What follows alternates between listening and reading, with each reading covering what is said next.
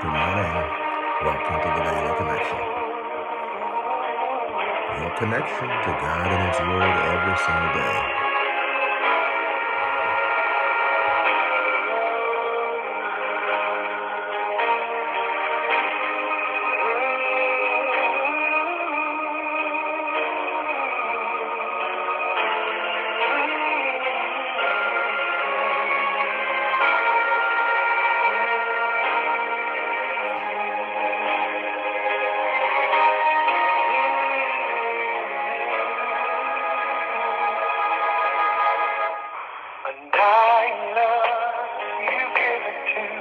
Well, good morning, Tennessee Valley, and welcome to another day of broadcasting right here at WDJL, your Gospel Explosion station on this rainy Monday, December the 5th, 2022. We made the connection.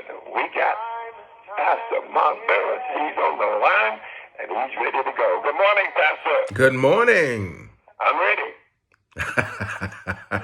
All righty. I'm holding myself down. All right. Well, it's a rainy Monday morning, but it's still a marvelous Monday. Man,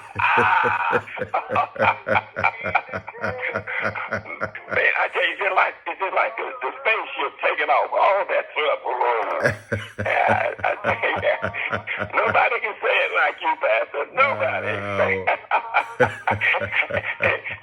And not only do you give us that push with that word, but you also give us a good news, Pastor, and we just appreciate it. We thank you for it. And we are now getting ready to hear that good news that we can use. I'm talking about Christ in action. And we got Pastor Mark Burns bringing it to us like he's been doing for the past 28 years.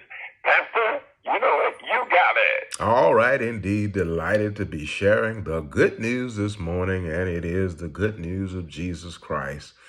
The gospel of Jesus Christ is the good news of Jesus Christ put in our everyday vernacular as we will share with you that same report that BB brings us in on, that in order to save us, in order to save the day, Christ went in action to put himself in harm's way. And he allowed himself to be harmed, laying his life down, but taking it up again for us, as he was delivered up for your and my offenses, raised again for our justification, that we might have and enjoy a life of knowing that I am God revealed in our life every single day as we walk with him, knowing him, and in enjoying and appreciating the revelation, the revealing, unfolding to us of all the aspects of his character. As in Exodus chapter 3, the Bible teaches us how that God appeared to the man Moses, whom he had appointed to be the one who would bring his people out of bondage and oppression of slavery down in Egypt.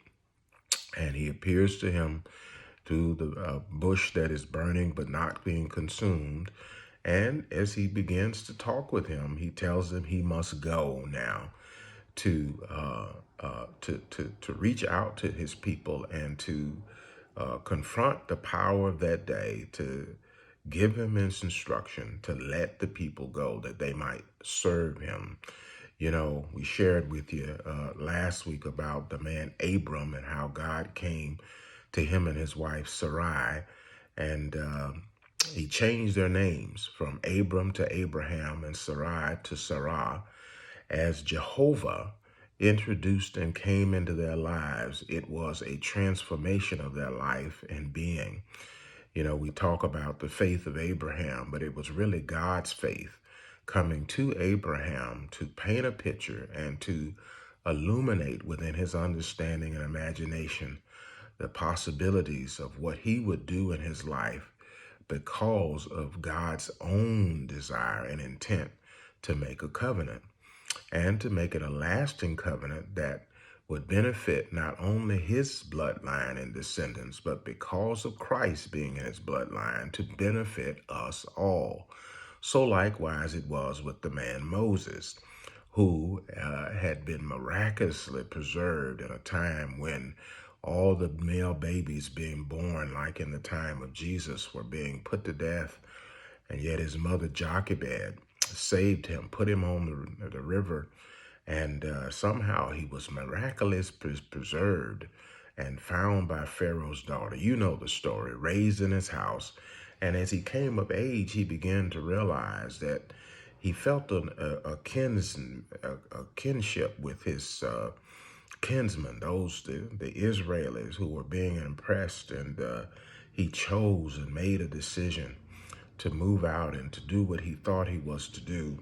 And one day he killed an Egyptian foreman who was striking an Israeli man. And in that moment, in his zeal, he committed murder.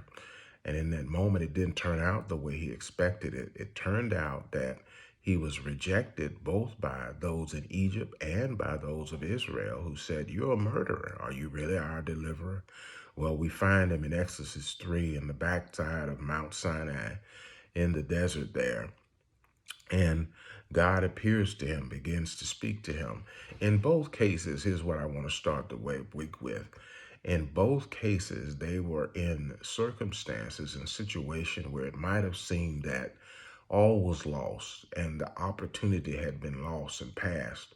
Abram was an old man and his wife Sarah was an old woman, not insulting them. They were just of age. They had many years and they had no children. You would have thought perhaps that their life would seen its better days, as it was with Moses. Moses was just content to take care of the sheep, his father-in-law's sheep, Jethro there, and to tend to them. But here's what I want you to know. The nature of God and the I am and God revealed in both cases is how that God has things in mind, even when we think things are lost and we have missed opportunities. Our ship has sailed. Perhaps, you did something or you went down a path and you said, I messed that up. But you see, God always has a plan, and his plan was found and formed for you before you ever came into this world. Sometimes I don't think we grasp that. We work so hard and we look at things that we have to make happen. But here's what I want you to rest in this week, that God's plan for you is sure and certain.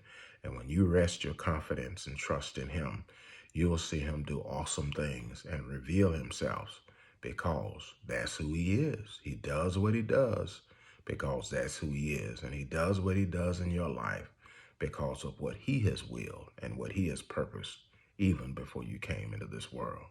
This has been an outreach of Connected Church. Connect with us, connected-church.com. Follow us on Facebook, Instagram, YouTube, and of course, right here on this Gospel Explosions outreach to the Tennessee Valley and beyond every single day, where the dream of change is alive and Jesus is our joy. Because together, you and I are the difference that makes the difference as we awaken to God's purpose of knowing him and his love for us and mobilize to his mission of making him known and sharing his love with others. That's good news on this marvelous Monday, Pete. Had to catch my headset then. Yeah. I tell you, a great message, Pastor, a great message. And we look forward to hearing another one in the morning, just like this one, when you come to us again with Christ in action. Yes, sir. Blessings on you and your 55 plus, almost 55 years of ongoing work in the gospel. 54. Yeah. All right. I'm giving you another year today. yeah. But we appreciate you, Pastor. We just want you to have a great day as well. Yes, sir. Bye-bye. Bye-bye now.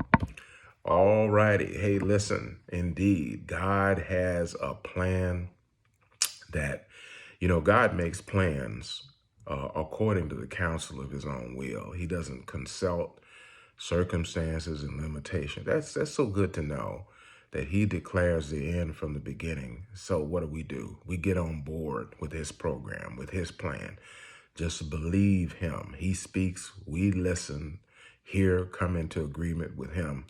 And when you and I do that, we're walking with him. We're walking in journey with him. And our faith in him pleases him, knowing that he is the I am and that he is a rewarder of those who walk with him diligently, seeking what his plans and purposes are. All right. Remember this all this week, that God loves himself some you, and we do too. You matter to God, and you matter to us.